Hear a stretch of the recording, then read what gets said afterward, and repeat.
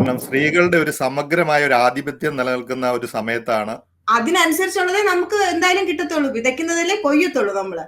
പെണ്ണുങ്ങൾ ഇനിഷ്യേറ്റീവ് എടുക്കുന്നത് വളരെ കറക്റ്റ് ആണ്. ഞാനിപ്പോ അറിയുന്ന എന്റെ ക്ലോസ് സർക്കിളിലുള്ള 10ഓളം ആൾക്കാർ recent they going through divorce കഴിഞ്ഞിട്ടുള്ളത് 40 above ഫീമെയിൽസ് ആണ്. നിങ്ങളുമൊക്കെ എല്ലാം സമൂഹമായിട്ടും പള്ളികളും ഒക്കെ ആയിട്ട് ബന്ധപ്പെട്ട് നിൽക്കുന്നതാണ്. പല വീടുകളിലും ഈ പ്രശ്നം ഉണ്ടാക്കുന്നതിന്റെ അകത്ത് സ്ത്രീകൾക്ക് നല്ലൊരു പങ്കുണ്ട്.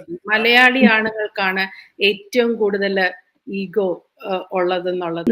ആണുങ്ങളെ സംബന്ധിച്ച് ആണുങ്ങൾ സമ്പാദിച്ചു തുടങ്ങുമ്പോഴത്തേനും അവർക്കൊരു സപ്പോർട്ട് ആവശ്യമാണ്. ആണുങ്ങളെ സംബന്ധിച്ച് നമ്മുടെ ഹസ്ബൻഡും വൈഫും ഒരു ടീമാണെന്ന് ചിന്തിച്ചു കഴിഞ്ഞാൽ എല്ലാ പ്രോബ്ലം സോൾവ് ആയി.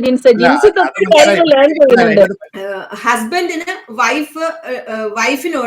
വൈഫിന് എന്താ ആവശ്യം, എപ്പോഴാ ആവശ്യം, എങ്ങനെ ആവശ്യം എന്നുള്ളത് അറിഞ്ഞിരിക്കണം. അറ്റ് ദ സെയിം ടൈം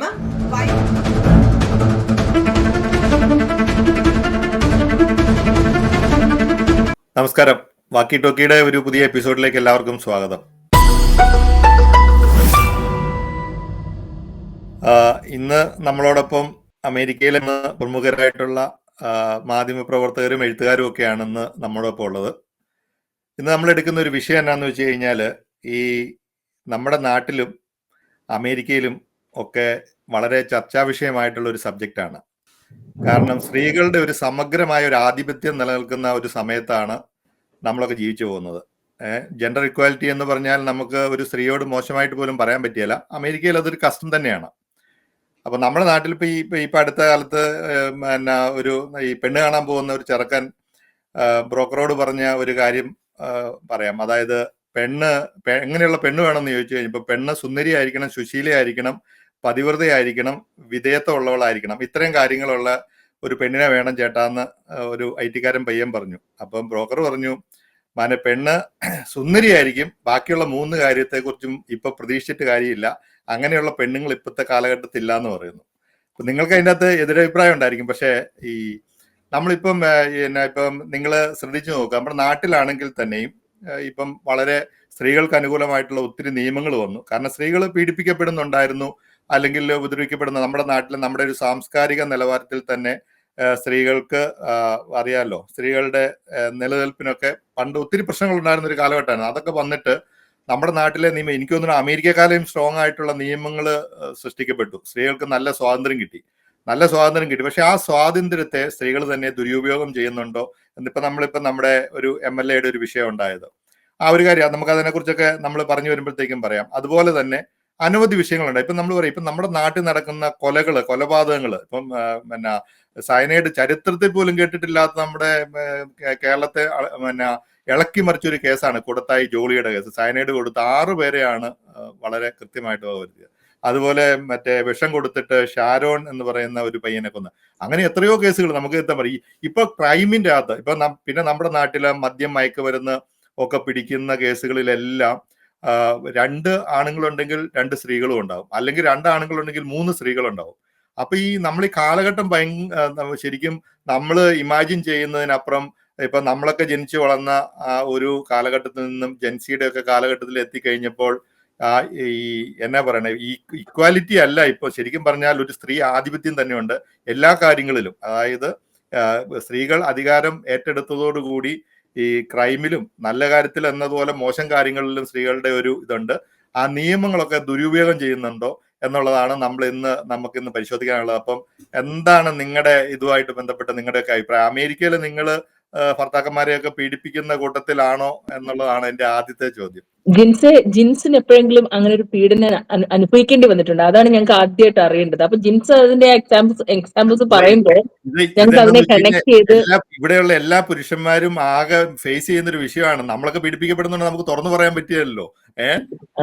അത് നമ്മുടെ സമൂഹത്തിൽ അങ്ങനെ ഒരു പ്രശ്നമുണ്ട്. അതുകൊണ്ട് ആ കാര്യത്തെക്കുറിച്ച് ഞാൻ ഉദാഹരണത്തിന് പീഡിപ്പിക്കപ്പെടുക most of the Indian Malayali എന്ന് വേണമെങ്കിൽ എടുത്തു പറയാം.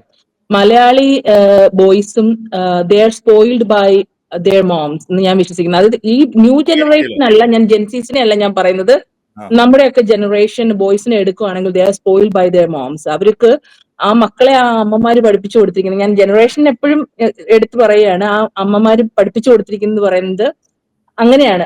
അവര് നിങ്ങൾ ചുമ്മാതെ ഇരുന്നാൽ മതി, പെണ്ണ് കൊണ്ട് കാപ്പി കൈ തരും, അമ്മ കൊണ്ട് ചോറ് വേണമെങ്കിൽ ഉരുട്ടി വായി വെച്ച് തരും, അപ്പോ അവര് വിവാഹ ജീവിതത്തിലോട്ട് വരുമ്പോഴും അവർ അതേ സ്വഭാവം കൊണ്ടാണ് വരുന്നത്. ശരിക്കും പറഞ്ഞിട്ടുണ്ടെങ്കിൽ അത് ആ കാലഘട്ടം മാറുന്നു എന്നാണ് ഇപ്പോഴത്തെ ജനറേഷൻ അമ്മമാര് മക്കളെ ദേ ആർ ട്രെയിനിങ് എന്ന് ഞാൻ വിശ്വസിക്കുന്നു. എനിക്കൊരു മോനില്ല ആ പ്രായത്തിൽ, പക്ഷെ ഉണ്ടെങ്കിൽ ഞാൻ തീർച്ചയായിട്ടും ട്രെയിൻ ചെയ്യും. 50-50 അല്ല, you have to put 100% in a marriage. നമ്മൾ അമേരിക്കയിൽ ആദ്യം ഞാൻ വന്നപ്പോൾ കേട്ടത് 50-50 എന്നാണ്, പക്ഷെ 50-50 അല്ല, രണ്ടുപേരും 100-100 ഇട്ടെങ്കിൽ മാത്രമേ ഒരു ലൈഫ് നന്നായിട്ട് മുന്നോട്ട് പോകത്തുള്ളൂ. സോ തീർച്ചയായിട്ടും അത് പീഡനമായി മാറുന്നത് എങ്ങനെയാണെന്ന് എനിക്ക് അറിയില്ല. ഇപ്പം ഓഫ് കോഴ്സ് നമ്മളിപ്പം രാവിലെ രണ്ടുപേരും ജോലിക്ക് പോകാൻ ഇറങ്ങുമ്പോൾ ഇത് നമ്മൾ ഇഷ്ടം പോലെ കേട്ടിട്ടുള്ളതാണ്. ഒരാള് ബ്രെഡ് ടോസ്റ്റ് ഉണ്ടാക്കുമ്പം അടുത്താക്കൊരു മുട്ട പുളിസ ഉണ്ടാക്കാം, അടുത്താക്ക് കാപ്പി ഉണ്ടാക്കാം. അപ്പൊ ഒരാൾ പാത്രം കഴിയുമ്പോൾ ഒരാൾ കുഞ്ഞുങ്ങളെ സ്കൂളിൽ പോകാൻ റെഡിയാക്കാം. ഇതൊക്കെ എങ്ങനെയാണ് പീഡനമായി മാറുന്നതെന്ന് എനിക്ക് മനസ്സിലാവുന്നില്ല. ഇതൊക്കെയാണോ നിങ്ങൾ പീഡനമായിട്ട് ഏറ്റെടുക്കുന്നതെന്ന് എനിക്ക് മനസ്സിലാകുന്നില്ല. സോ നമ്മുടെ നേരത്തെ കാലഘട്ടത്തില് ഒക്കെ ഈ പറഞ്ഞ പോലെ നമ്മള് ഇപ്പൊ അമ്മമാര് നമ്മളെ പറഞ്ഞു പഠിപ്പിച്ചായിരിക്കാം അച്ചടക്കം, വിധേയത്വം, കുടുംബജീവിതത്തിൽ അത് അങ്ങനെ വേണം എന്നൊക്കെ ഉള്ള ഒരു ക്ലാസ് പ്രത്യേകിച്ച് പെൺകുട്ടികൾക്കും കൊടുക്കാറുണ്ട്. ആൺകുട്ടികളെയൊക്കെ ആ ഒരു തലം ഇപ്പം ശിവ നിങ്ങളെ പോലുള്ള അമ്മമാരൊക്കെ എന്നാണേലും ആൺകുട്ടികളെയും ആ രീതിയിലൊക്കെ തന്നെ പറഞ്ഞായിരിക്കും പഠിപ്പിച്ച് വിട്ടേക്കണം. അപ്പൊ അങ്ങനെ ഒരു പ്രശ്നം കൊണ്ടല്ല. പക്ഷെ ഇവിടെ പോലും പല നിങ്ങൾ പറയും ഇപ്പൊ നമ്മൾ ഇവിടുത്തെ പല ഇപ്പം നമ്മുടെ ഇവിടുത്തെ ഡൈവോഴ്സ് ഒക്കെ നിരക്കുകൾ വളരെ കൂടുതലാണ്. അവിടെയൊക്കെ പോലും ഈ സ്ത്രീകൾക്ക് കിട്ടുന്ന ഈ ഒരു പ്രത്യേക ഒരു പ്രിവിലേജ് അവർ മിസ്യൂസ് ചെയ്യപ്പെടുന്നില്ല എന്നുള്ള. കാരണം മലയാളി സമൂഹത്തിൽ തന്നെ ഒത്തിരി കേസുകളുണ്ട്. ഞാനിപ്പം അത് നമുക്ക് അങ്ങനെ എടുത്തു പറയേണ്ട, പക്ഷെ കോമൺ ആയിട്ട് അങ്ങനെയുള്ള ഇതുണ്ട്. അപ്പൊ അത് ദുരുപയോഗം ചെയ്യുന്നുണ്ടോ എന്നുള്ളതാണ് എന്റെ ചോദ്യം. First of all gender equality അല്ലെങ്കിൽ ഈ ഒരു വിഷയം വന്നപ്പോൾ ആദ്യം ഞാൻ എൻ്റെ ഫാദറിനെയാണ് ഓർത്തു പോകുന്നത്. കാരണം ഒരിക്കലും നീ ഒരു പെണ്ണാണ്, നിനക്കിത് പറ്റില്ല, അല്ലെങ്കിൽ നീ ഒരു പെൺകുട്ടിയാണ്, അങ്ങനെ ഒരു ഇതിലേ അല്ല ഞാൻ വളർന്നത്. അതുകൊണ്ട് എനിക്ക് ജെൻഡർ ഈക്വാലിറ്റി അങ്ങനെയൊന്നും ചിന്തിക്കേണ്ട കാര്യമേ എൻ്റെ ലൈഫിൽ ഇന്ന് വരെ വന്നിട്ടില്ല. ഫസ്റ്റ് ഓഫ് ഓൾ ആദ്യം ഞാൻ പറയേണ്ടുന്നത് ഒരു കാര്യം ഞാൻ ഇത് ചെയ്തുകൊണ്ട് ഞാൻ പറയാം. എന്നെ പള്ളിയിൽ ഒരു ടൈം മാനേജ്മെന്റിന്റെ ഒരു ടോക്കിന് വിളിച്ചപ്പോൾ ഞാൻ ടൈം മാനേജ്മെന്റ് ബിറ്റ്വീൻ പാർട്ട്നേഴ്സ്, ഒരു കപ്പിൾസ് ഫോറത്തിനായിരുന്നു. അപ്പോഴ് ഞാൻ പറഞ്ഞു, ഒരു എക്സാമ്പിൾ പറഞ്ഞു, നിങ്ങൾ പുരുഷന്മാർക്ക് മീൻ വെട്ടാൻ അറിയത്തില്ല എങ്കിൽ മീൻ വെട്ടണം എന്നില്ല, പക്ഷേ ഞങ്ങൾ മീൻ വെട്ടിക്കൊണ്ടിരിക്കുമ്പോൾ നിങ്ങൾക്ക് അടുത്ത് വന്ന് നിന്ന് ഒന്ന് സംസാരിച്ച് രണ്ടുള്ളി ഒന്ന് അരിഞ്ഞു തന്നാൽ ദാറ്റ്സ് എ ടൈം മാനേജ്മെന്റ്. അപ്പം ഞങ്ങൾ ഫിഷ് കട്ട് ചെയ്തോട്ട് വരുമ്പോഴത്തേക്ക് നിങ്ങൾ ഉള്ളി ഒന്ന് അരിഞ്ഞു തന്നാൽ അതൊരു ടൈം മാനേജ്മെന്റ് വരുന്നുണ്ട്. ഞാൻ ഇങ്ങോട്ട് എല്ലാ ഇത് ടോക്കും കഴിഞ്ഞ് ഇറങ്ങി വന്നപ്പോൾ ഒരു കൂട്ടം ആണുങ്ങൾ എന്നെ ചുറ്റി നിൽക്കുകയാണ്. നിനക്ക് ഞങ്ങള് മീൻ വെട്ടിക്കൊടുക്കണമെന്നാണോ പറയുന്നത്? എന്നോട് ഇപ്പോഴും ചോദിച്ച ചോദ്യം എനിക്ക് ഓർമ്മയുണ്ട്. ഞങ്ങൾ മീൻ വെട്ടണം എന്നാണോ മില്ലി ഉദ്ദേശിച്ചത്? അത് കേട്ടിട്ട് അച്ഛൻ പറഞ്ഞു, അഥവാ മില്ലി അത് ഉദ്ദേശിച്ചെങ്കിൽ അതിന് തെറ്റെന്താണ്? ഇതിനകത്ത് ജെൻഡർ ഈക്വാലിറ്റി അല്ല, പാർട്ട്ണർഷിപ്പ് ഈക്വാലിറ്റി ആണ്. ലൈക്ക് യു സെഡ്, ഷിബി പറഞ്ഞതുപോലെ രണ്ട് പേര്, പണ്ടത്തെ പാട്രിയാർക്കൽ സോഷ്യൽ നോംസ് അല്ല ഇപ്പം ഇവിടെ. നമ്മൾ രണ്ടു കൂട്ടരും ജോലി ചെയ്യുന്നുണ്ട്. അപ്പോൾ അങ്ങോട്ടും ഇങ്ങോട്ടും സഹായിക്കുന്നത് പുരുഷനും സ്ത്രീയും എന്നുള്ളത് മാറ്റിവെക്കുക. പാർട്ട്നേഴ്സ്, ഷെയറിങ് പാർട്ട്ണർഷിപ്പ് അല്ലെങ്കിൽ ജോലി, അതാണ്. ഈ പണ്ടത്തെ കാലത്ത് സ്ത്രീകൾ ജോലി ചെയ്യുന്നില്ലായിരുന്നു, ഇപ്പം നമ്മൾ ജോലിക്ക് ഇറങ്ങി പോകുന്നുണ്ട്. അപ്പൊ അത് ഹെൽപ്പ് ചെയ്യുന്നത് കൊണ്ട് അതൊരു പീഡനമാണോ എന്ന് എനിക്കറിയില്ല. അത് ഫസ്റ്റ് തിങ്. പിന്നെ coming to the point, like gender equality, ഇപ്പൊ സ്ത്രീകൾക്ക് കൊടുക്കുന്ന കൂടുതൽ ലോസ്, ഫേവർ ചെയ്ത് കൊടുക്കുന്ന ലോസ് ഒക്കെ വരുന്നത് കൊണ്ട് അത് മാനിപ്പുലേറ്റ് ചെയ്യുന്നുണ്ടോ, മിസ്യൂസ് ചെയ്യപ്പെടുന്നുണ്ടോ? അതിനകത്ത് കുറച്ച് കാര്യങ്ങളുണ്ട്. അത് ലൈക്ക് ഇപ്പം നമ്മളവിടെ പറഞ്ഞതുപോലെ നമ്മുടെ MLA-യുടെ കാര്യം, ഒരു പുരുഷൻ മാത്രം വിചാരിച്ചാൽ അതൊരു തെറ്റാവുമോ? അപ്പൊ സ്ത്രീക്ക് കൂടുതൽ പരിഗണന കൊടുക്കുന്നതിന്റെ മാനിപ്പുലേഷൻ അല്ലേ കുറച്ചൊക്കെ ചില കാര്യങ്ങളിൽ നടക്കുന്നത് എന്ന് ജിൻഷാൻ പറയുന്നതിനകത്തും. അപ്പൊ ഇതിനകത്തെ പ്രോസ് ആൻഡ് കോൺസ് ആണ് ഞാൻ പറയുന്നത്. പറ്റീഷ എന്ത് പറയണു ഈ ഇതുമായിട്ട് ബന്ധപ്പെട്ട്? ഈ അമേരിക്കയിൽ നടക്കുന്ന കാര്യങ്ങൾ, ഇപ്പൊ നമുക്ക് നാട്ടിലെ കാര്യങ്ങൾ വിടാം, ഇവിടെ തന്നെ ഇപ്പൊ ഞാനൊരു ഉദാഹരണം പറഞ്ഞു കഴിഞ്ഞാല്, ഇവിടെ പണ്ട് വന്നിരുന്ന ഇപ്പം ഈ നാട്ടിൽ നിന്ന് കല്യാണം കഴിച്ചു കൊണ്ടുവന്നിട്ട് അപ്പൊ ഇവര് ഒരു ഒത്തൊരുമയില്ലാത്തത് കൊണ്ട് പിരിഞ്ഞു പോകാനായിട്ട് ഇപ്പൊ ഭർത്താവിന്റെ പാസ്പോർട്ട് ഈ പെട്ടിക്കകത്ത് വെച്ച് പൂട്ടി വെച്ചിട്ട്, കാരണം ഭർത്താവ് നാട്ടിൽ പോവുകയും ചെയ്യരുത്, ഇവിടെ നിന്ന് കറക്റ്റായിട്ട് ആ ജോലിയൊക്കെ എടുത്ത് ഇവിടെ ഭാഗവാക്കായിട്ട് നിൽക്കുകയും ചെയ്യണം. അതായത് ഒരു അടിമയായിട്ട് ഭർത്താവിനെ ഇവിടെ വേണമെന്ന് ആഗ്രഹിക്കുന്ന അങ്ങനെ ഒരു കഥയൊക്കെ കേട്ടിട്ടുണ്ട്. അങ്ങനെ ഒന്നല്ല കേട്ടോ, ഒരുപാട് കഥകളുണ്ട്. അപ്പൊ നമുക്ക് അത് നമ്മുടെ ഒരു വിഷയമല്ലാത്തതുകൊണ്ട് നമ്മൾ അതിനെക്കുറിച്ച് പറയാനില്ല. അപ്പൊ ഇങ്ങനെയുള്ള അനുഭവങ്ങളിൽ നിന്ന് ഇത് നിങ്ങൾ ഇതിന്റെ അകത്ത് ഇത് ദുരുപയോഗം ചെയ്യുന്നുണ്ടോന്നുള്ള ചോദ്യത്തിന് ഒരു മറുപടി കൃത്യമായിട്ട് വന്നിട്ടില്ല. സോ എനിക്ക് പറയാനുള്ളത്, ഇപ്പൊ ജിൻസ് തന്നെ ഇപ്പൊ പറഞ്ഞു അടിമയായിട്ട് വെച്ചിരിക്കുന്നു എന്നുള്ളത്. അത് ആർക്ക് അടിമ അല്ലെങ്കിൽ അടിമ എന്താണ് ഏതാണ് അതിനെ കുറിച്ച് നമ്മൾ പറയുന്നതിന് മുമ്പ് എനിക്കൊരു കാര്യം പറയാനുള്ളത്, നിങ്ങൾക്ക് രാജാവായി വാഴണമെന്നുണ്ടെങ്കിൽ നിങ്ങളുടെ ഭാര്യയെ നിങ്ങൾ രാജ്ഞിയായിട്ട് വെച്ചിരിക്കണം. എങ്കിലല്ലേ രാജ്ഞിയുടെ ഭർത്താവ് രാജാവാകുകയുള്ളു. നിങ്ങൾ നിങ്ങളുടെ ഭാര്യയെ അടിമ പോലെ കരുതുകയാണെങ്കിൽ, അല്ലെങ്കിൽ ഒരു ജോലിക്കാരിയായിട്ട് കരുതുകയാണെങ്കിൽ, നിങ്ങൾ തന്നെ ആരും നിങ്ങളെ അടിമയായിട്ട് വെക്കേണ്ട അല്ലെങ്കിൽ വേലക്കാരനായിട്ട് വെക്കേണ്ട. ഓട്ടോമാറ്റിക്കലി നിങ്ങൾ അടിമയും വേലക്കാരനുമാണ്. കാരണം നിങ്ങൾ നിങ്ങളുടെ ഭാര്യയെ കൺസിഡർ ചെയ്യുന്നത് അങ്ങനെയാണ്, വേലക്കാരിയായിട്ട്. ഞാനിത് ഒരാളായിട്ട് പറയുന്നതല്ലേ, ഞാൻ നിങ്ങളെന്ന് ഉദ്ദേശിച്ചത് ആണുങ്ങളെ അല്ല, മൊത്തത്തിലുള്ള ഒരു ഇതാ പറയുന്നത്. അപ്പൊ നമ്മള് ഒരു സ്ഥലത്തിരിക്കുമ്പോ, ഒരു റിലേഷൻഷിപ്പിൽ ഇരിക്കുമ്പോ ഞാൻ എന്താണോ എന്ന് തീരുമാനിക്കേണ്ടത് ഞാനാണ്, അല്ലെങ്കിൽ പുരുഷനാണ്, അല്ലെങ്കിൽ സ്ത്രീയാണ്. എനിക്ക് രാജാവായിട്ടിരിക്കണമെന്നുണ്ടെങ്കിൽ അല്ലെങ്കിൽ രാജ്ഞിയായിട്ടിരിക്കണമെന്നുണ്ടെങ്കിൽ എന്റെ ഓപ്പോസിറ്റുള്ള ആളിനെ ഞാൻ എന്താ കൺസിഡർ ചെയ്യുന്നത്, ഞാൻ എങ്ങനെയാ അദ്ദേഹത്തെ അല്ലെങ്കിൽ പിന്നെ എന്റെ ഭാര്യയെ ഞാൻ എങ്ങനെ നോക്കുന്നു, രാജ്ഞിയെ പോലെയാണോ നോക്കുന്നത്, അടിമയെ പോലെയാണോ നോക്കുന്നത്, വേലക്കാരിയെ പോലെയാണോ നോക്കുന്നത്, അത് തിരിച്ചു ആകാം കേട്ടോ. അതിനനുസരിച്ചുള്ളതേ നമുക്ക് എന്തായാലും കിട്ടത്തുള്ളൂ, വിതയ്ക്കുന്നതല്ലേ കൊയ്യത്തുള്ളൂ നമ്മള്. ഇനി നമ്മൾ ഈ പറഞ്ഞ പോയിന്റിലേക്ക് വരികയാണെന്നുണ്ടെങ്കിൽ, ഇപ്പൊ അമേരിക്കയിലെ മലയാളി പ്രവാസികൾ എന്ന് പറയുന്നത് ഏറ്റവും വിദ്യാഭ്യാസം ഉള്ളവരും ഒരു പ്രൊഫഷണൽ ആയിട്ട് അവര് വിജയിച്ചവരുമായിട്ടുള്ള ഒരു ഇമിഗ്രന്റ് ഗ്രൂപ്പാണ്. ഇതില് ഏറ്റവും കൂടുതൽ ആൾക്കാർ ജോലി ചെയ്യുന്ന ഫീൽഡ് എന്ന് പറയുന്നത് ഹെൽത്ത്, IT, എഞ്ചിനീയറിംഗ്, ഫൈനാൻസ് എന്നീ മേഖലകളിലൊക്കെയാണ്. ഇവിടെ പുരുഷന്മാരും സ്ത്രീകളും സജീവമായിട്ടുള്ള സംഭാവന ചെയ്യുന്നുണ്ട്. പക്ഷെ ഇന്നത്തെ കാലം എടുക്കുകയാണെന്നുണ്ടെങ്കിൽ സ്ത്രീകൾ ഏറ്റവും കൂടുതൽ ഈ പ്രൊഫഷണൽ രംഗത്തേക്ക് കൂടുതൽ കടന്നു വന്നിട്ടുള്ളത് നമുക്ക് കാണാൻ സാധിക്കും. പക്ഷെ അതേ സമയത്ത് തന്നെ അവരുടെ കേരളത്തിന്റെ തനതായിട്ടുള്ള സാംസ്കാരിക മൂല്യങ്ങളെയും ചേർത്ത് പിടിക്കാനായിട്ട് ആഗ്രഹിക്കുന്നവരാണ് ഈ സ്ത്രീകളായാലും പുരുഷന്മാരായാലും.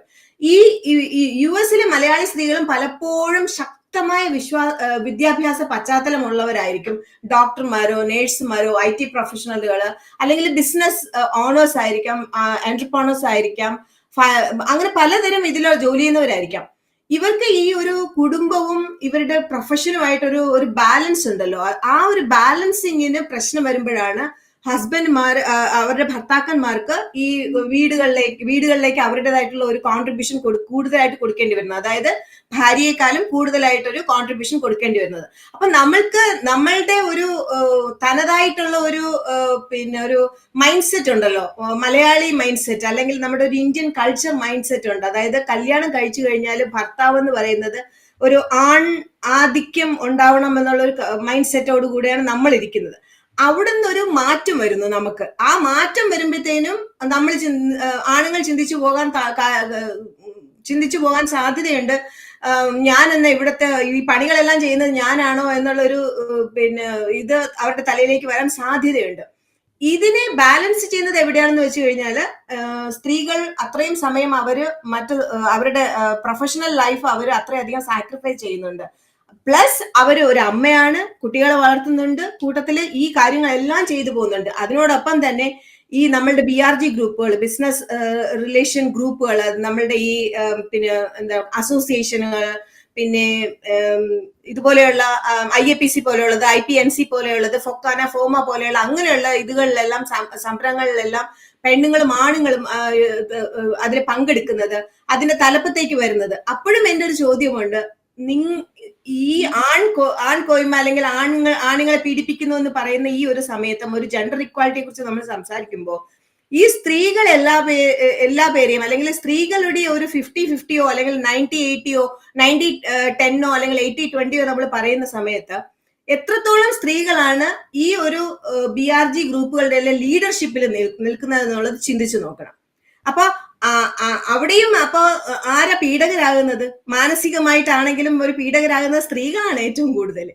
നമ്മൾ പുരുഷന്മാരെ പീഡകരെന്ന് നമ്മൾ പറയാൻ വേണ്ടിയിട്ട് ആകെപ്പാടെ നമ്മൾ പുരുഷന്മാരെ പീഡിപ്പിക്കുന്നതെന്ന് പറഞ്ഞാൽ നിങ്ങൾ വെളിയിൽ പോകുമ്പോഴത്തേനും നമ്മൾ കൂടുതൽ ചോദിക്കുമായിരിക്കും, നിങ്ങൾ എവിടെ പോകണമെന്ന് ചോദിക്കുമായിരിക്കും, നേരത്തിന് എന്താ വരാത്തെന്ന് ചോദിക്കുമായിരിക്കും, എത്ര അടിച്ചു, അല്ലെങ്കിൽ നിങ്ങൾക്കൊരു ലിമിറ്റേഷൻ തരണം. അതൊക്കെ ഞങ്ങളുടെ ഒരു കൺസേൺ ആണ്, പെണ്ണുങ്ങളുടെ ഒരു കൺസേൺ ആണ്. ആ ഒരു കൺസേണിനെ തിരിച്ചു നിങ്ങൾ അതൊരു പീഡനമായി മാറ്റുക എന്ന് പറഞ്ഞാൽ അതൊക്കെ ഇവിടെ നടക്കുന്നുള്ളൂ. എന്നെ സംബന്ധിച്ച് ഇവിടെ അതൊക്കെ നടക്കുന്നുള്ളൂ. പക്ഷേ അതിന്റെ കൂടെ എനിക്ക് ആഡ് ചെയ്യാനുള്ള കാര്യം, ജിൻസ് പറഞ്ഞത് കറക്റ്റ് ആണ്. ചില കുടുംബങ്ങളിൽ ഇത് നടക്കുന്നുണ്ടെന്നുള്ളത് സത്യമാണ്. അതായത് എനിക്കറിയാവുന്ന ഒരു ഫാമിലി, അവര് ഹസ്ബൻഡ് വൈഫ് ജോലി ചെയ്യുന്നു, ഹസ്ബൻഡ് ജോലി കഴിഞ്ഞ് തിരിച്ചു വന്നു കഴിഞ്ഞാൽ വീടിന്റെ പുറത്താണ് കിടക്കുന്നത്.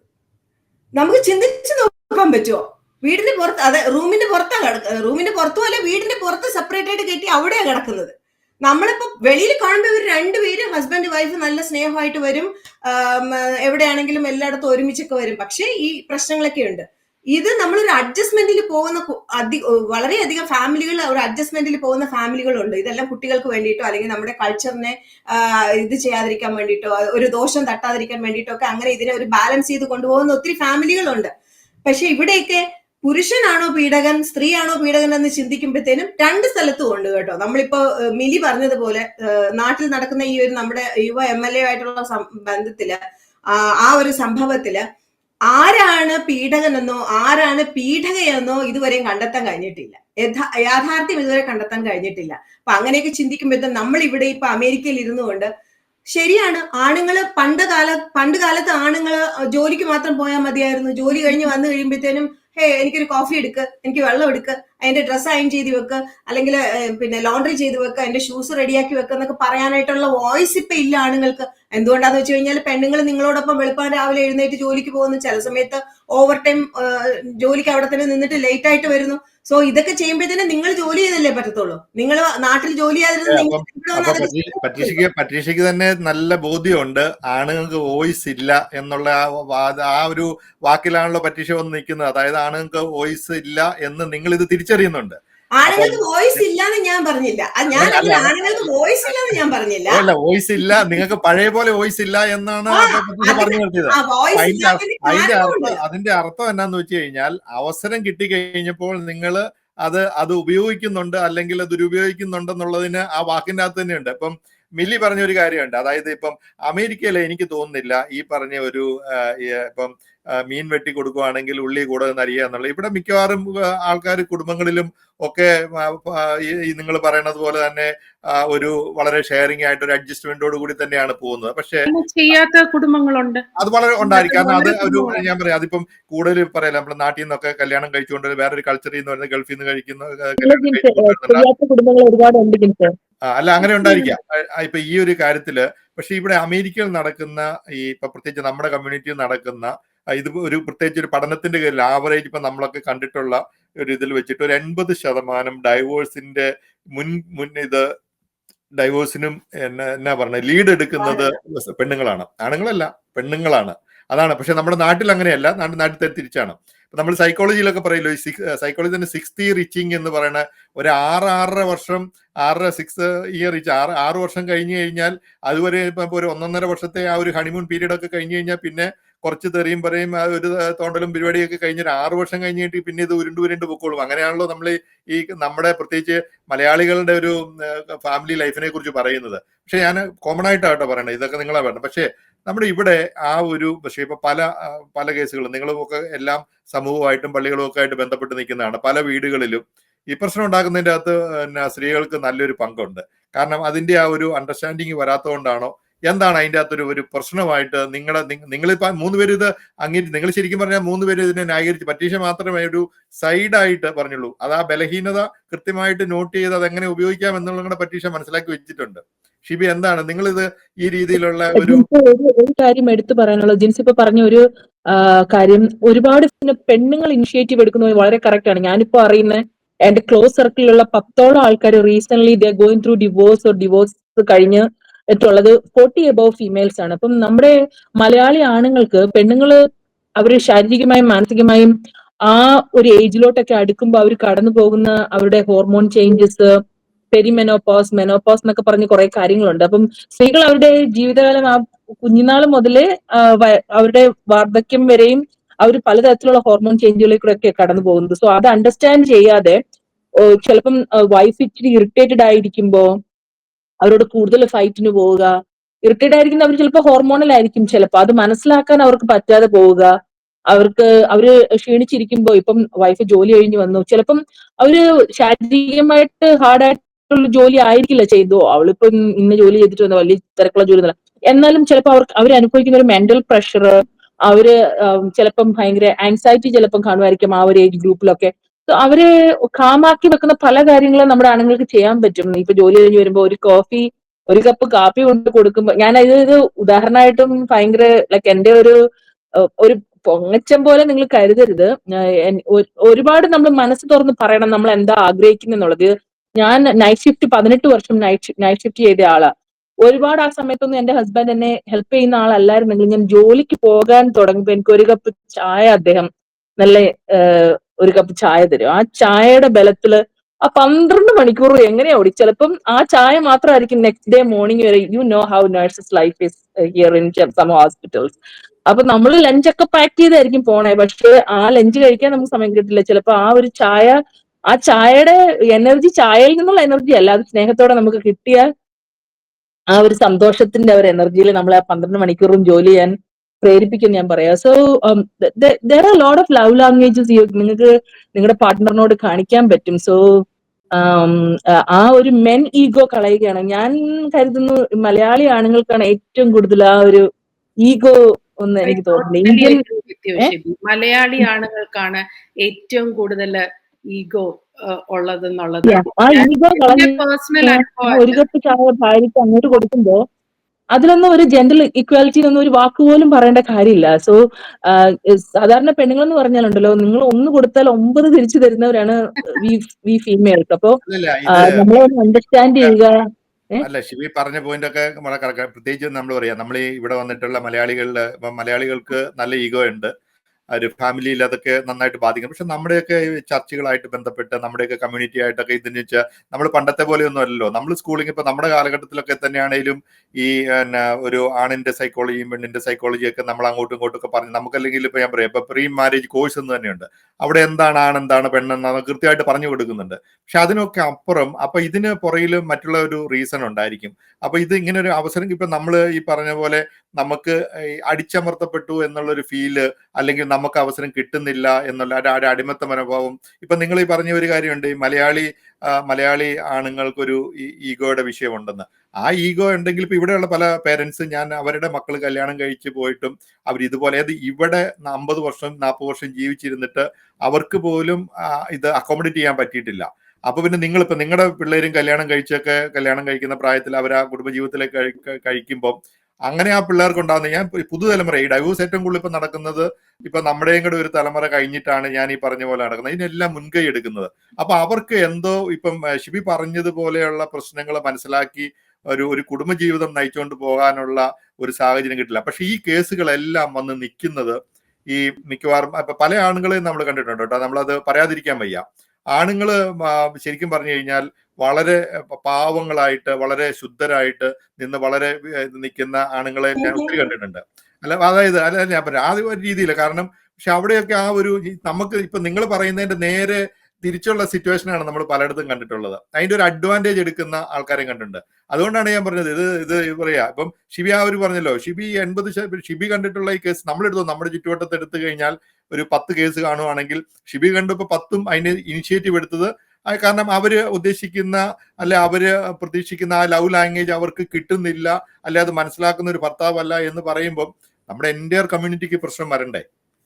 നമ്മുടെ മലയാളി മനസ്സ് വെച്ച് പെണ്ണുങ്ങള് 10-40 വയസ്സ് വരെ കടിച്ചു പിടിച്ച് നിൽക്കുന്ന പിള്ളേര് കോളേജിലൊക്കെ പോട്ടെ, മക്കൾക്ക് വേണ്ടി എല്ലാം സഹിക്കാന്നൊക്കെ വിചാരിച്ച ജിൻസേ, അത് കഴിയുമ്പോഴത്തേക്ക് പുരുഷന്മാരെ ഒത്തിരി ഞാൻ കണ്ടിട്ടുണ്ട്. അതുകൊണ്ട് ഞാൻ ചോദിച്ചത്. ഇല്ല, മക്കൾക്ക് വേണ്ടി നിൽക്കുന്ന അത് ഉണ്ടാവാം, ഞാനില്ല പറയാൻ. ഷിബി പറഞ്ഞതാണ്, നമ്മൾ മക്കൾക്ക് വേണ്ടി ഒത്തിരി സ്ത്രീകളും പണ്ടത്തെ കാലത്തും അത് ഡിവോഴ്സ് ആയ അമ്മയുടെ ഉണ്ടല്ലോ ആ ഒരു സ്റ്റിഗ്മ ഉണ്ടായിരുന്നു. ഇപ്പൊ ആ സ്റ്റിഗ്മ അങ്ങ് പോയി. അഡ്ജസ്റ്റ് ചെയ്ത് ജീവിക്കുക എന്നുള്ള ആ ഒരു സങ്കല്പം ഒക്കെ, ആ ഒരു തോട്ട് പ്രോസസ് ഒക്കെ അങ്ങ് മാറി. ഇപ്പൊ എല്ലാ കുറച്ചൊക്കെ ഇൻഡിപെൻഡന്റ് കൊടുക്കുന്ന അതൊക്കെ മനസ്സിലാക്കുന്ന ആണുങ്ങളെ ഇപ്പൊ ഞാൻ പറയാ, പിള്ളേര് ഞാൻ പറയാ, ഇപ്പം അതൊക്കെ മനസ്സിലാക്കുന്ന പിള്ളേരൊക്കെയാണ് ഈ തലമുറയിൽ വളർന്നു വന്നിട്ടുള്ളത്. അപ്പം പ്രത്യേകിച്ച് ഈ കല്യാണത്തിലൊക്കെ വിവാഹ ജീവിതത്തിലേക്ക് എത്തപ്പെടുന്ന റിലേഷൻസ് ഒക്കെ എന്ന് വെച്ച് കഴിഞ്ഞാൽ അവർ രണ്ടു കൂട്ടരും ഒരു അഡ്ജസ്റ്റ് ചെയ്യുന്നവരാണ്. അപ്പം ഇവിടെ പ്രത്യേകിച്ച് ഇവിടെ ജനിച്ചു വളർന്ന ആമ്പിള്ളേരൊക്കെ എത്ര വിധേയത്വത്തോടു കൂടിയാണ് ഒരു ഫാമിലി ലൈഫിൽ നിൽക്കുന്നത് നമ്മൾ അതിശയിച്ചു പോയിട്ടുണ്ട്. നിങ്ങൾ ഈ പറഞ്ഞ പോലെ ഇപ്പൊ നാട്ടിൽ നിന്ന് നമ്മൾ വേറൊരു കൾച്ചറിലേക്ക് വരുമ്പം ഈ പറഞ്ഞ അവരുടെ അമ്മമാരല്ല അവരുടെ ജീവിതത്തിലൊക്കെ കിട്ടിയേക്കുന്ന പാഠങ്ങൾ വെച്ചിട്ടായിരിക്കും അങ്ങനെയുള്ള ഭാര്യനെ ഇപ്പൊ ഞാൻ ആദ്യം തന്നെ പറഞ്ഞില്ലേ, ബ്രോക്കറോട് പറഞ്ഞ പോലെ ഈ പറഞ്ഞ ക്വാളിറ്റീസ് വിധേയത്വത്തോടു കൂടി നിൽക്കുന്ന ഒരു ഭാര്യനെ ഒന്നും ഇന്നത്തെ കാലത്ത് നിൽക്കാൻ പറ്റിയല്ല. ആരും വിധേയത്വത്തോട് കൂടിക്കേണ്ട രണ്ട്. പക്ഷെ എന്നാലും ഇത് സ്ത്രീകളുടെ ഭാഗത്തു നിന്ന് ഇച്ചിരി കടുങ്കൈകളൊക്കെ ഇവിടെ ഉണ്ടാകുന്നുണ്ട്. അല്ല, അതിന് ഒരു പ്രധാന കാരണം എന്താന്ന് വെച്ച് കഴിഞ്ഞാൽ, ഇപ്പൊ ജിൻസി പറഞ്ഞ ഒരു ഇതിനുള്ള പ്രധാന കാരണം എന്താന്ന് വെച്ച് കഴിഞ്ഞാല്, ആണുങ്ങളെ സംബന്ധിച്ച് ആണുങ്ങൾ സമ്പാദിച്ചു തുടങ്ങുമ്പോഴത്തേനും അവർക്കൊരു സപ്പോർട്ട് ആവശ്യമാണ്. ആണുങ്ങളെ സംബന്ധിച്ച് എന്ന് വെച്ചാൽ ആണുങ്ങളുടെ എനിക്ക് തോന്നുന്നു അവരുടെ ഒരു ഫിസിക്കൽ മെന്റൽ ഒരു സ്ട്രക്ചർ അങ്ങനെയാണെന്ന് തോന്നുന്നു. അവർക്കൊരു സപ്പോർട്ട് എപ്പോഴും വേണം. ഒന്നുകിൽ അമ്മ, അല്ലെങ്കിൽ ഒരു പാർട്ട്ണർ, അല്ലെങ്കിൽ ആരെങ്കിലും ഒരു സപ്പോർട്ട് അവർക്ക് വേണം. അവർക്ക് ഒറ്റയ്ക്കുള്ള ഒരു ജീവിതമൊക്കെ വളരെ റെയർ ആണ് അവർക്ക്. പക്ഷെ പെണ്ണുങ്ങള് സമ്പാദിക്കാൻ ആരംഭിച്ചു തുടങ്ങിയപ്പോ അവർ കുറെ കൂടെ ഫിനാൻഷ്യലി അവർ സ്റ്റേബിൾ ആയി തുടങ്ങിയപ്പോഴത്തേനും അവർക്ക് എന്താന്ന് പറഞ്ഞു കഴിഞ്ഞാല് ഇതൊന്നും ഇല്ലെങ്കിലും അവരെ കൊണ്ട് തനിച്ച് ജീവിക്കാൻ പറ്റുമെന്നുള്ള ഒരു സ്ട്രെങ്ത് അവർക്ക് പെണ്ണുങ്ങൾക്ക് വന്നു തുടങ്ങി. കാരണം ഈ ഫൈനാൻസ് ആണല്ലോ എപ്പോഴും പെണ്ണുങ്ങളെ ഇത്രയും വർഷങ്ങളായിട്ട് പെണ്ണുങ്ങളെ ബാക്കിലേക്ക് കൊണ്ടുപോയിക്കൊണ്ടിരുന്നത് ഫൈനാൻസ് ആയിരുന്നു. ഫിനാൻഷ്യലി സൗണ്ട് അല്ലാത്തത് കൊണ്ടും അവർ സ്റ്റേബിൾ അല്ലാത്തത് കൊണ്ടും ഫിനാൻഷ്യലി പെണ്ണുങ്ങള് പിന്നെ എന്താ പറയാ ഫിനാൻഷ്യലി അവര് സെൽഫ് ആയിട്ടുള്ള ഒരു ഇത് ഉണ്ടായിരുന്നില്ല അവർക്ക്. അതുകൊണ്ടാണ് പെണ്ണുങ്ങൾ ഇത്ര നാളും ഈ 40 വയസ്സ് വരെ ആണെങ്കിലും അല്ലെങ്കിൽ കടിച്ചു തൂങ്ങി നിൽക്കാം, വേറെ ഓപ്ഷൻ ഇല്ലല്ലോ എന്നൊക്കെ പറഞ്ഞിരുന്നത്. ഇന്ന് അങ്ങനെയല്ല. ഇന്ന് പെണ്ണുങ്ങളെ സംബന്ധിച്ച് ആ ഒരു പ്രശ്നം അവിടെ വരുന്നില്ല. കാരണം പെണ്ണുങ്ങൾ ഏൺ ചെയ്യുന്നുണ്ട്. സോ അവർക്ക് ആ ഒരു പ്രോബ്ലത്തിൽ നിന്നും ആ ഒരു കടമ്പ അവർ കടന്നു കഴിഞ്ഞു. സോ ഇന്ന് പെണ്ണുങ്ങള് സാമ്പത്തികമായിട്ട് മുന്നോട്ട് പോകുമ്പോൾ അല്ലെങ്കിൽ പ്രൊഫഷണലി മുന്നോട്ട് പോയിട്ട് അവരുടെ കയ്യിൽ കാശ് വന്നു കഴിയുമ്പോൾ അവർ ചിന്തിക്കുന്നത് ഞാൻ എന്തിനാ എന്റെ ലൈഫിന് ഞാൻ ഒരാൾക്ക് വേണ്ടി വെറുതെ ഞാൻ സാക്രിഫൈസ് ചെയ്യുന്നത് എന്തിനാ? This is my life, I have my rules, I have to live എന്ന് പറഞ്ഞ പോലെ അവരങ്ങ് ജീവിക്കുവാണ്. സോ അവിടെയാണ് ഈ മിലി പറഞ്ഞ അഡ്ജസ്റ്റ്മെന്റും ജിൻസ് പറഞ്ഞ ഈ പ്രശ്നങ്ങളും പെണ്ണുങ്ങൾ ലീഡ് ചെയ്യുന്നു, കാരണത്തിന് ഡിവോഴ്സിന് കാരണമാവുന്നവർ ലീഡ് ചെയ്യുന്നു എന്നൊക്കെ പറഞ്ഞ കാരണങ്ങൾ അവിടെ അതുകൊണ്ടാണ് വരുന്നത്. ഇനിയും ഒരു കാരണം കൂടെ ഞാൻ പറയാം, ഒരു കാര്യം കൂടെ പറയാം. ഇപ്പൊ ഗ്രേ ഡിവോഴ്സുകൾ ഒത്തിരി കൂടുന്നുണ്ട്. അതായത് 50-ന് ശേഷവും 60-ന് ശേഷവും ഉള്ള ഡിവോഴ്സുകളുടെ എണ്ണം വളരെ അധികം കൂടിയിട്ടുണ്ട്. അവർക്കൊക്കെ എന്താ പിന്നെ ഇത്രയും വർഷം ജീവിച്ചിട്ടും 10-50 വർഷമൊക്കെ ജീവിച്ചിട്ടും അവർക്ക് അഡ്ജസ്റ്റ് ചെയ്യാൻ പറ്റാഞ്ഞിട്ടാണ്. ഈ അഡ്ജസ്റ്റിനേക്കാൾ ഉപരി ഈ രണ്ട് പാർട്ട്നേഴ്സ് തമ്മിലുള്ള ഒരു അണ്ടർസ്റ്റാൻഡിങ് അവിടെ വേണമെന്നുള്ളതാണ് എന്റെ ഒരു ഇത് ഞാൻ മനസ്സിലാക്കിയത്. അതായത് ഹസ്ബൻഡിന് വൈഫിന് എന്താ ആവശ്യം, എപ്പോഴാ ആവശ്യം, എങ്ങനെയാ ആവശ്യം എന്നുള്ളത് അറിഞ്ഞിരിക്കണം. At the same time wife ഹസ്ബൻഡിനെയും എന്താണ്, എപ്പോഴാണ്, എവിടെയാണ്, എങ്ങനെയാണ് ആവശ്യം എന്നുള്ളത് ആ ഒരു അണ്ടർസ്റ്റാൻഡിങ് രണ്ടുപേരുടെ ഭാഗത്തു നിന്നും ഉണ്ടാവുകയാണെന്നുണ്ടെങ്കിലുണ്ടല്ലോ ഈ പ്രശ്നങ്ങൾ ഇവിടെ ഉണ്ടാകുന്നില്ല. നമ്മളുടെ മലയാളികളെ സംബന്ധിച്ച് ഇന്നും നമ്മൾ കേരളത്തിലോട്ട് നമ്മൾ തിരിഞ്ഞു നോക്കുകയാണെങ്കിൽ, നമ്മൾ കേരളത്തിലേക്ക് പോയി നോക്കുകയാണെന്നുണ്ടെങ്കിൽ ജോലിയുണ്ടോ ജോലി ഇല്ലയോ, പക്ഷെ അവര് ഒരു ആധിപത്യം എന്നുള്ളത് അവിടെ ഉണ്ട്, ഒരു ആണാധിക്യം ഉണ്ട് അവിടെ.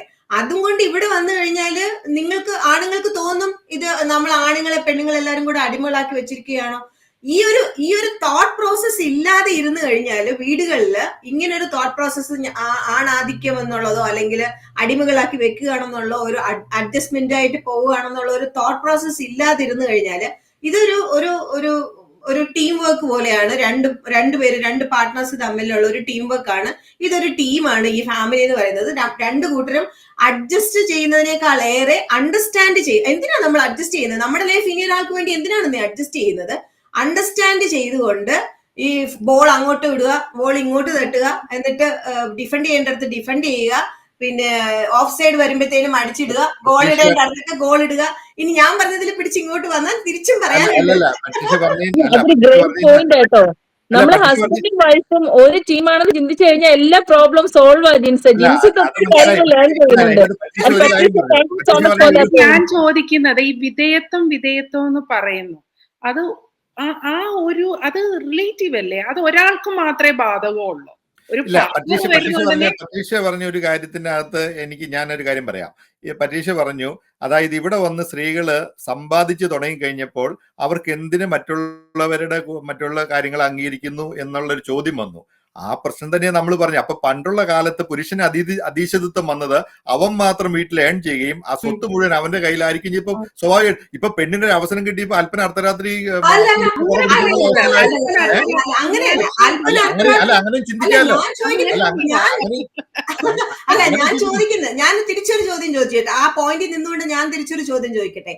ഈ പിന്നെ ഹസ്ബൻഡ് മാത്രം ജോലി ചെയ്തിരുന്ന ഒരു വീട്ടിലേക്ക് ഒരു പെണ്ണ് കല്യാണം കഴിച്ചു വന്നു. ആ പെണ്ണും ഏൺ ചെയ്ത് പൈസ ഉണ്ടാക്കുന്നു. ഇപ്പൊ ഹസ്ബൻഡിനേക്കാൾ കൂടുതൽ കാശുണ്ടാക്കുന്നു എന്ന് വെച്ചോളൂ. അത് അംഗീകരിക്കാനും അത് റെസ്പെക്ട് ചെയ്യാനും എന്തുകൊണ്ട് ഈ ആണുങ്ങൾക്ക് സാധിക്കുന്നില്ല? അവിടെയാ പ്രശ്നം ഉണ്ടാകുന്നത്. ഞാൻ ഇവിടെ നിങ്ങൾക്ക് അറിയാം. അപ്പൊ നിങ്ങൾ രണ്ടു കൂട്ടം, ഞാൻ പെണ്ണുങ്ങളെ മാത്രം കുറ്റം പറയുന്ന ഒരാളല്ല കേട്ടോ. ഞാൻ അതിനകത്ത് അങ്ങനെ പറയുന്നതല്ല. അതിപ്പം എനിക്ക് 3 പെങ്ങന്മാരാണ്, ഞങ്ങൾ 4 പേരുള്ള. എന്റെ അപ്പന് 8 പേരിൽ 7 പേരും പെണ്ണുങ്ങളാണ്. അപ്പൊ അങ്ങനെയുള്ള ഒരു പെണ്ണുങ്ങളുടെ ആധിപത്യമുള്ള ഒരു കുടുംബത്തിൽ നിന്നാണ് ഞാൻ വരുന്നത്. പക്ഷെ ഇപ്പൊ ഇതിന്റെ അകത്ത് പറഞ്ഞു, ഞാൻ ഇവിടെ ഈ കല്യാണം കഴിക്കാതെ നിൽക്കുന്ന പല പിള്ളേരോടും, ഇപ്പം മിക്കവാറും നമ്മുടെ വീടുകളിലൊക്കെ 1-2 ആണും പെണ്ണും മിക്സ് ആയിട്ടാണല്ലോ ഉണ്ടായത്. ഞാൻ ഈ ആൺപിള്ളേരോട് പലരോട് സംസാരിച്ച് അവരോട് ചോദിച്ചിട്ടുണ്ട്, നിങ്ങൾ എന്തുകൊണ്ടാണ് ഈ കല്യാണം കഴിക്കാൻ നിങ്ങൾക്ക് ഒരു മടി എന്ന് ചോദിക്കും. ആണുങ്ങൾ ആൺപിള്ളേര് പൊതുവെ നമ്മളോട് പറഞ്ഞ ഈ ഡ്രാമ സഹിക്കാൻ പറ്റിയല്ല. ഈ ഡ്രാമ പിന്നെ ഭയങ്കര സെൽഫ് സെന്റേഡ് ആണ് ഇവരുടെ. പിന്നെ മൂന്നാമതൊരു പോയിന്റ് കൂടെ പറയും, വളരെ എക്സ്പെൻസീവ് ആണ്. അതൊക്കെ നമ്മൾ ഇവിടുത്തെ ഒരു രീതി വെച്ചിട്ട് പറയണതാണ്. അതുകൊണ്ടാണ് ഞങ്ങൾ കല്യാണം കഴിക്കാത്തത്. പക്ഷെ അപ്പൊ നിങ്ങൾ ഈ പറയുന്ന രീതിയിൽ പിള്ളേർ പറയുന്ന വേറൊരു പോയിന്റ് കൂടെ ഉണ്ട്. എന്റെ അപ്പനും അമ്മയും 24 മണിക്കൂർ അടികൂടിയാ ഞങ്ങൾ കണ്ടിട്ടുള്ളത്. ഇനിയിപ്പോ ഞങ്ങൾ കെട്ടി എന്ത് സാധിക്കാനാണെന്ന് പറഞ്ഞ പിള്ളേരെയും ഞാൻ അത് കറക്റ്റ്. അങ്ങനെ പോയിന്റ് പിള്ളേർ പറയാറുണ്ട്. പക്ഷെ എക്സ്പെൻസീവ് ആണെന്ന് പറയാൻ വേണ്ടിട്ട് ആണുങ്ങളുടെ സമ്പാദ്യം എല്ലാം എടുത്ത് പെണ്ണുങ്ങൾ മാത്രം കൊണ്ട് എക്സ്പെൻഡിച്ചർ ചെയ്യുന്നതല്ല, സമ്പാദിക്കുന്നുണ്ടല്ലോ. അല്ല, നമ്മൾ ഇവിടുത്തെ ഈ തലമുറ ഇപ്പൊ ഞാൻ ഈ തലമുറയാണ് ഞാൻ ഉദ്ദേശിക്കുന്നത്. കാരണം അവര് എക്സ്പെൻഡിച്ചർ എക്സ്പെൻസീവ് ആണെന്ന് പറയാനായിട്ട് ഈ എക്സ്പെൻഡിച്ചർ മൊത്തം ഈ ഒരു ആണ് മാത്രമല്ലല്ലോ ചെയ്യുന്നത്. പെണ്ണും സമ്പാദിച്ചു കൊണ്ടുവന്ന് ആ വീട്ടിലേക്കല്ലേ വരുന്നത്. അപ്പൊ പെണ്ണിന്റെ സമ്പാദ്യം എക്സ്പെൻസ് ചെയ്യാറില്ലേ, സ്പെൻഡ് ചെയ്യാറില്ലേ? അത് സ്പെൻഡ് ചെയ്യില്ല. നമ്മള് പെണ്ണുങ്ങൾ വാങ്ങിക്കൊടുക്കുന്നുണ്ടല്ലോ അതിനനുസരിച്ച്. അതുകൊണ്ട് അവർക്ക് ചെയ്യേണ്ട ആവശ്യമില്ല. അല്ല, അതുമായിട്ട് അപ്പൊ ഞാൻ പറയാം, ഇപ്പൊ ഇതിന്റെ അകത്ത് അറിയാലോ നിങ്ങൾക്ക് ഇവിടെ എന്തുകൊണ്ട് ആണുങ്ങൾ കല്യാണം കഴിക്കാത്തതെന്ന് അറിയാലോ. ഇവിടുത്തെ ഇപ്പം കർമ്മന്റെ അവസ്ഥ എന്നാന്നും വിളമ്പന്റെ അവസ്ഥ എന്നാന്നും പേടിച്ചിട്ട് കെട്ടിയ ഒരു തവണ അഥവാ കെട്ടിക്കഴിഞ്ഞ് ഇപ്പൊ ട്രംപ് ചെയ്യുന്ന പോലെ അഡ്വാൻസ് ആയിട്ട് കോൺട്രാക്ട് എഴുതി വെച്ചിട്ട്, നീ എന്നാണെങ്കിലും ഇത് നമ്മൾ ഡൈവേഴ്സ് ആവുകയാണെങ്കിൽ നിനക്ക് ഇത്ര തന്നേക്കാം, അതിൽ കൂടുതൽ തരായിരിക്കും, ചോദിച്ചിട്ട് കാര്യമില്ല എന്ന് പറയുന്ന രീതിയിൽ ചെയ്യാൻ പറ്റും. പേടിച്ചിട്ടാണ് ഇവിടെ കല്യാണം കഴിക്കാത്തത്. അപ്പൊ നമ്മുടെ ഈ ടോപ്പിക്കിലേക്ക് തിരിച്ചു വന്നു കഴിഞ്ഞാൽ നമ്മൾക്ക് ഈ പ്രശ്നത്തിന്റെ അകത്ത് ഇപ്പൊ നമ്മൾ പറഞ്ഞ പോലെ പെണ്ണുങ്ങൾ ഇതിന്റെ അകത്ത് മുൻകൈ എടുക്കുന്നുണ്ട് ബേസിക്കലി. അപ്പം അവരുടെ ഒരു ഇപ്പൊ നമ്മൾ വിധേയത്വം ഒന്നും വേണ്ട, പക്ഷെ ഒരു അണ്ടർസ്റ്റാൻഡിങ്ങിന്റെ കുറവ് സ്ത്രീകളുടെ ഭാഗത്തു നിന്നില്ലേ? അതായത് അവരിപ്പോ ഈ അവസരം, പരീക്ഷ പറഞ്ഞ പോലെ ഈ അവസരം കിട്ടിയത് മുതലാക്കുക എന്നുള്ള ഒരു ആറ്റിറ്റ്യൂഡിലേക്ക് സ്ത്രീ സമൂഹം എത്തപ്പെട്ടോ? അതാണ് എനിക്ക് പൊതുവായിട്ട് തോന്നിയേക്കണ ഒരു കാര്യം. അവസരം കിട്ടി എന്നുള്ളതല്ല, കൂടുതൽ ഫിനാൻഷ്യൽ ഇൻഡിപെൻഡൻസ് വന്നു. അതൊരു ഫാക്ടറാണ്. പണ്ടത്തെ അമ്മച്ചിമാരൊക്കെ അല്ലെങ്കിൽ ഞാൻ പണ്ടത്തെ എന്ന് പറയണ്ട, ഇതിന്റെ മുമ്പിലത്തെ ജനറേഷനാണ്. ഞാൻ എൻ്റെ ഫാദറിനെ എപ്പോഴും റെസ്പെക്ട് ചെയ്യുന്ന ഒരു കാര്യമാണ്. എൻ്റെ അമ്മ ജോലിയുണ്ട്, ടീച്ചറായിരുന്നു. നിന്റെ ശമ്പളം എന്തിയേ? എന്തൊരു ഫിനാൻഷ്യൽ ഇൻഡിപെൻഡൻസ് കൊടുത്ത ഒരു മനുഷ്യനായിരുന്നു എൻ്റെ ഫാദറിനെ ഞാൻ എപ്പോഴും ഓർക്കും. അപ്പോൾ ഇപ്പോഴത്തെ എപ്പോഴും നമ്മൾ പറയുന്നത് ആ ഒരു മെന്റാലിറ്റിയിലാണ് പുരുഷൻ വന്നിരിക്കുന്നത്. ഞാൻ ഒരു എക്സാമ്പിൾ പറയാം. ഞാൻ ഫൊക്കാനയുടെ ഇലക്ഷന് നിന്നപ്പം, ഒരു പ്രാവശ്യം ഞാൻ അടുപ്പിച്ച് ഞാൻ ഫിലഡൽഫിയ 2 പ്രോഗ്രാമിന് അടുപ്പിച്ച് MC ചെയ്തു. പുറകിലിരുന്ന ഒരു കമന്റ്, ഇവള് ഡിവോഴ്സ് ആണോ? കാരണം 2 ഇപ്പൊ അടുപ്പിച്ച് MC ചെയ്യുന്നുണ്ടല്ലോ. അതെന്താ ഡിവോഴ്സ് ആയവർക്ക്, ഭർത്താക്കന്മാരുള്ളവർക്ക് MC ചെയ്യാൻ പാടില്ലേ? അത് കാഴ്ചപ്പാടിന്റെ വിഷയമായിരിക്കും. അത് കഴിഞ്ഞിട്ട് അഥവാ ഡിവോഴ്സ് ആണെങ്കിൽ തന്നെ ഇത് അവരെ ഇത് ചെയ്യുന്നത്. പിന്നെ ഫൊക്കാനയുടെ ഇലക്ഷനിൽ നിന്നപ്പം ഇവൾക്ക് ഇതിനൊക്കെ എവിടെ സമയം, ഇവൾക്ക് ഭർത്താവിന്റെ അനുവാദമുണ്ടോ? ഇങ്ങനെ ആ പുരുഷന് സ്ത്രീയും ചോദിക്കുന്നുണ്ടാവും, അങ്ങനെ അനുവാദമുണ്ട്. സത്യത്തിൽ അനുവാദം എന്തിനാ? അനുഗ്രഹം പോരെ? ഞാൻ എൻ്റെ ഭർത്താവിനോട് ചോദിച്ചു, എനിക്ക് ഇങ്ങനെ എന്നെ വിളിച്ചിട്ടുണ്ട്, ഇലക്ഷന് നിൽക്കട്ടെ. ജെൻഡർ ഈക്വാളിറ്റി എന്ന് നമ്മൾ പറയുമ്പോൾ കൂടുതലും ആ പുരുഷ മേധാവിത്വം മനസ്സിൽ നിന്ന് എടുത്തു കളഞ്ഞാൽ partnership equality, partners like a team, like we mentioned, അത് എല്ലാ കാര്യത്തിലും എവിടെ ഏത് സമൂഹത്തിലാണെങ്കിലും അങ്ങനെ ചിന്തിച്ചാൽ തീരാവുന്ന പ്രശ്നങ്ങളൊക്കെ ഉള്ളൂ. ഇത് മ്യൂച്വൽ റെസ്പെക്ട്, അങ്ങോട്ടും ഇങ്ങോട്ടും റെസ്പെക്ട് ചെയ്യുക. ഞാൻ ഒരു മെൻഷൻ ചെയ്യാം, ഷിബി പറഞ്ഞ മുമ്പേ ഒരു കാര്യം, എൻ്റെ ഹസ്ബൻഡ് എന്നെ ഒന്നും ഹെൽപ്പ് ചെയ്യുന്ന ഒരാളല്ല. ഞാൻ 14 years ഇവിടെ ജോലി ചെയ്യാതിരുന്നായിരുന്നു, ഇതിന് H4 വിസയിലായിരുന്നുകൊണ്ട്. അതുകൊണ്ട് ആള് നന്നായിട്ട് എൻജോയ് ചെയ്തു, ഒരു ജോലിയും ചെയ്യാതിരുന്നു. പക്ഷെ ഞാൻ ജോലിക്ക് പോകാൻ തുടങ്ങിയപ്പം എന്നെ ഇപ്പോഴും ഹെൽപ്പ് ചെയ്യാറില്ല. പക്ഷേ എനിക്ക് എല്ലാ ദിവസവും ലഞ്ച് പാക്ക് ചെയ്യാനായിട്ട് ഫ്രൂട്ട്സ് കട്ട് ചെയ്ത് 2 ബോക്സ് വെക്കും. എനിക്കത് മതി. അത് തന്നെ ജീവിതത്തിൽ എന്തോ സന്തോഷമാണ് തരുന്നത്. ഇതുപോലെ പല കാര്യങ്ങളിലും ഭർത്താക്കന്മാരും ഭാര്യമാരും അങ്ങോട്ടും ഇങ്ങോട്ടും കോംപ്രമൈസ് ചെയ്യാൻ തീരാവുന്ന പ്രശ്നങ്ങളൊക്കെ ഉള്ളൂ ഇത്. പിന്നെ മിസ്യൂസ് ചെയ്യപ്പെടുന്നത്, അത് നമുക്ക് വേറൊരു ദിവസം ഒരു ടോപ്പിക് ആക്കാൻ വേണമെങ്കിൽ നോക്കാം. ഈ മിലി പറഞ്ഞ ഒരു വിഷയത്തോടനുബന്ധിച്ച് തന്നെ എനിക്കും പറയാനുള്ളത്, അതായത് നമ്മളുടെ യുവതലമുറ വന്നിട്ട് പ്രത്യേകിച്ച് മലയാളി അമേരിക്കൻ ആ ഒരു ഗ്രൂപ്പ് നമ്മളുടെ പഴയ ഒരു ജനറേഷനേക്കാൾ കൂടുതൽ ഒരു ഇക്വാലിറ്റിയില് അവര് വിശ്വസിക്കുന്നവരാണ്, അല്ലെങ്കിൽ ആ തുല്യതയെ പുലർത്തുന്നവരാണ് അവര്. ഇപ്പൊ അത് വീട്ടുജോലി ആയാലും പാരന്റിങ് ആയാലും ഒരു ഡിസിഷൻ മേക്കിംഗ് ആയാലും അവരെല്ലാവരും രണ്ടുപേരും ചേർന്ന് തീരുമാനം എടുക്കുന്നതാണ് നമ്മൾ കാണുന്നത്. അത് ഇപ്പോഴത്തെ ഒരു തലമുറയുടെ ഒരു രീതിയാണ്. അത് തലമുറയുടെ മാറ്റമാണ് അത് കാണിക്കുന്നത്. നമ്മളുടെ ഒരു തലമുറയ്ക്ക് എന്ന് പറഞ്ഞു കഴിഞ്ഞാൽ ഈ മിലിയും ഷിബിയും ജിൻസും ഒക്കെ പറഞ്ഞ പോലെ തന്നെ നമ്മളുടെ തലയിൽ ഓൾറെഡി അത് ഉണ്ട്, ആ ഒരു സാധനം ഉണ്ട്. ഒരു ഈഗോ ആണോ, അല്ലെങ്കിൽ നമുക്ക് ഒരു ആണാധിക്യമാണോ, അല്ലെങ്കിൽ ഇത് ഇങ്ങനെ തന്നെയാണ്, നമ്മളുടെ കൾച്ചർ ഇങ്ങനെയാണ്, അത് ഇങ്ങനെ തന്നെ ഇരിക്കണം എന്നുള്ളത് കൊണ്ടാണോ എന്നറിയത്തില്ല. പക്ഷെ അതൊക്കെ മാറി വരുന്നു കേട്ടോ. അത് ഇന്നിപ്പോ ആൺകുട്ടികളെ പോലെ തന്നെ പെൺകുട്ടികളും പല പല റോളുകളിലേക്ക് വരുന്നത് കൊണ്ടും അതൊക്കെ എല്ലാം ഒത്തിരി അധികം മാറ്റങ്ങൾ വന്നിട്ടുണ്ട്. ഞാനിപ്പോ ഈ ഒരു വിഷയത്തില് ഞാൻ ഒരു ചോദ്യം ചോദിക്കാൻ ആഗ്രഹിക്കുന്നത് എന്താന്ന് വെച്ച് കഴിഞ്ഞാൽ, ഞാൻ സ്വയം ചോദിക്കുന്ന ചോദ്യമാണ്. അതായത് നമ്മള് നാട്ടിൽ നിന്ന് ഇങ്ങോട്ടേക്ക് മൈഗ്രേറ്റ് ചെയ്യപ്പെട്ട മലയാളി പുരുഷന്മാരാകട്ടെ, കേരളത്തിനേക്കാൾ ഫാസ്റ്റ് ആയിട്ടാണ് ഇവിടെയുള്ള അമേരിക്കയിലുള്ള സ്റ്റൈൽ അഡാപ്റ്റ് ചെയ്യുന്നത്, അല്ലെങ്കിൽ ഈ ഒരു ഫാമിലി ഈ ഒരു സ്റ്റൈല്, അല്ലെങ്കിൽ ഷെയറിങ് റെസ്പോൺസിബിലിറ്റീസിനെ അഡാപ്റ്റ് ചെയ്യുന്നത്. ആ ഒരു പൊരുത്തം എവിടെയാണോ പൊരുത്തക്കേടായി മാറുന്നത് അവിടെയാണ് പ്രശ്നം ഉണ്ടാകുന്നതെന്നാണ് എനിക്ക് തോന്നുന്നത്. കാരണം ഈ ഒരു റെസ്പോൺസിബിലിറ്റീസിന് ഷെയർ ചെയ്യുന്ന സ്ഥലത്ത് പൊരുത്തക്കേടുകൾ തുടങ്ങുമ്പോഴാണ് ഈ പ്രശ്നം ഉടലെടുത്തു തുടങ്ങുന്നത്. അവിടെ നിന്നാണ് ബാക്കിയുള്ള എല്ലാ പ്രോബ്ലംസും ഉണ്ടായിക്കൊണ്ടിരിക്കുന്നത്. അപ്പൊ എത്ര വേഗത്തിൽ നമ്മൾക്ക് ഈ ഒരു ഷെയറിങ്, കെയറിങ്, റെസ്പെക്ട് ഇതെല്ലാം നമുക്ക് ചെയ്യാൻ പറ്റുമോ, അഡാപ്റ്റ് ചെയ്യാൻ പറ്റുമോ, ഈ പറഞ്ഞ മാതിരിയായ പ്രശ്നങ്ങളൊക്കെ നമുക്ക് അണ്ടർസ്റ്റാൻഡിങ്ങിലൂടെ നമുക്ക് ശരിപ്പെടുത്താമെന്നാണ് എന്റെ വിശ്വാസം. ഇല്ല, നമ്മൾ ഓൾമോസ്റ്റ് കൺക്ലൂഡ് ചെയ്യാൻ സമയം. എന്നാലും ഒരു ഉദാഹരണം പറയാണ്. This is more than 15 years ago, and 20+ years ago, എന്റെ മമ്മി ഒരു സർജറി കഴിഞ്ഞ് ഹോസ്പിറ്റലിൽ കിടന്നപ്പോ, നാട്ടിലെ കാര്യമാണ്, ഹോസ്പിറ്റലിൽ കിടന്നപ്പോ എവറി ഡേ അപ്പനിടാനുള്ള മുണ്ടും ഷർട്ടും ഒക്കെ കറക്റ്റ് ആയിട്ട് തലേന്ന് പശയിട്ട് തേച്ച് റെഡിയാക്കി പോകുന്നതിന് തൊട്ട് മുമ്പ് എല്ലാം റെഡിയാക്കി വെക്കുന്ന ഒരു അമ്മയെ ഞാൻ കണ്ടിട്ടുണ്ട്. അത് കഴിഞ്ഞിട്ട് മമ്മി ഹോസ്പിറ്റലിൽ കിടന്നപ്പം ഈ അയൺ ചെയ്തൊക്കെ, അഡ്മിറ്റ് ആവുന്നതിന് മുമ്പ് അയൺ ചെയ്തൊക്കെ ഒരു കെട്ട് വെച്ചിട്ട് പോയി. പിന്നെ അത് തീർന്നു കഴിഞ്ഞപ്പം പുള്ളിക്ക് തനിയെ പുള്ളിയുടെ മുണ്ട് കഴുകേണ്ട ഒരു സമയം വന്നപ്പോ സർഫും വിമ്മും എന്റെ പപ്പയ്ക്ക് തിരിച്ചറിയത്തില്ലായിരുന്നു. സോ ഹീ വാഷ്ഡ്, മുണ്ട് കഴുകിയെന്നൊക്കെ പറഞ്ഞു, പക്ഷെ അന്നത്തെ കാലത്ത് വിമ്മിട്ട് തുണി കഴുകി, അത് സെയിം കണ്ടെയ്നർ ഏതോ ഒരുപോലെ ഇരുന്നു, ആ കണ്ടെയ്നറിനകത്ത് നിന്ന് എടുത്ത് ഞാൻ സോപ്പ് പൊടി എടുത്ത് കഴുകിന്നൊക്കെ പുള്ളി പറഞ്ഞപ്പോ അത് വിമ്മായിരുന്നു മമ്മി പറയുന്നത് എനിക്ക് ഓർമ്മയുണ്ട്. അന്ന് ഞാൻ ചെറുതാ. അത് കഴിഞ്ഞിട്ട് എന്റെ ബ്രദർ അമേരിക്കയിൽ വന്നപ്പോ എന്റെ മമ്മിയോട് ഞാൻ ആകെ പറഞ്ഞൊരു കാര്യം, മമ്മി സ്പോയിൽഡ് എന്ന് ഞാൻ പറയുന്നില്ല, എന്റെ ബ്രദർ അങ്ങനെ സ്പോയിൽഡ് ആയിരുന്നില്ല, പക്ഷേ അവര് അമേരിക്ക വരുന്നതിന് തൊട്ട് മമ്മി അറ്റ്ലീസ്റ്റ് ഒരു ചപ്പാത്തിയുടെ മാവ് കുഴയ്ക്കാൻ, ഒരു പുട്ടുണ്ടാക്കാന്, ചോറ് വെക്കാന്, അങ്ങനെ കുറച്ച് കാര്യങ്ങൾ. ഞാൻ എന്താ അവനെ എന്തോ പഠിപ്പിക്കണം, അങ്ങനെ എന്തോ മമ്മി എന്റെ അടുത്ത് ഏതോ ഒരു ചോദിച്ചിട്ട്, മമ്മി ഇത്രയും കാര്യം ഒന്ന് പഠിപ്പിച്ചൊന്ന് വിടണം, വന്ന ഉടനെ ഇവിടെ വളർന്ന പെങ്കൊച്ച, മലയാളി ആണെങ്കിലും വന്ന ഉടനെ രാവിലെ ഒരു ബ്രേക്ക്ഫാസ്റ്റ് ഉണ്ടാക്കി ലഞ്ച് ഡിന്നർ നാട്ടിലെ പോലെ ഒരു പക്ഷേ ആയിരിക്കത്തില്ല, അറ്റ്ലീസ്റ്റ് അതെങ്കിലും ഒന്ന് പഠിപ്പിച്ചു. പക്ഷെ ഇറ്റ് ഹെൽപ്ഡ് എ ലോട്ട്. എനിക്ക് ഇപ്പോഴും എനിക്കത് വലിയൊരു അഭിമാനമാണ് എനിക്ക് തോന്നുന്നത്. എന്റെ മമ്മിയെ കൊണ്ട് എന്റെ ബ്രദറിനെ പഠിപ്പിച്ച് ഇങ്ങോട്ട് വിട്ടത്. I mean they leave A happy life now. പക്ഷെ അങ്ങനത്തെ കാര്യങ്ങൾ നമുക്ക് ചെറിയ ചെറിയ കാര്യങ്ങൾ ഡെഫിനറ്റ്ലി ഹെൽപ്പ് ചെയ്യും ആ കുടുംബത്ത്.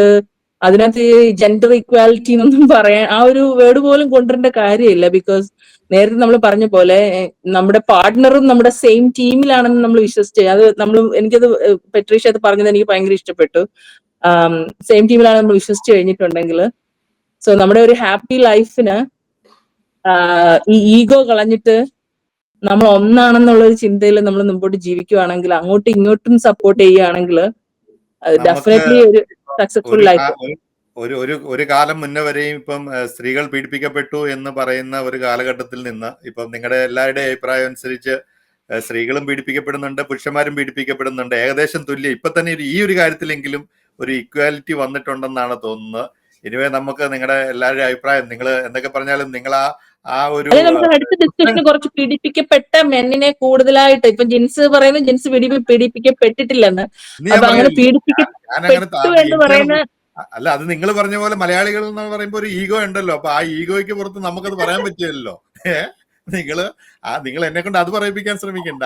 പക്ഷെ നമ്മൾ ഈ പറഞ്ഞ കാര്യത്തില് എനിവേ ഇന്നത്തെ ഈ സാമൂഹിക അന്തരീക്ഷത്തില് സ്ത്രീകൾ ഇപ്പൊ ഈ മുൻകൈ എടുക്കുന്നുണ്ട്. ഈ പ്രശ്നങ്ങൾ നല്ല രീതിയിൽ പോകണമെങ്കിൽ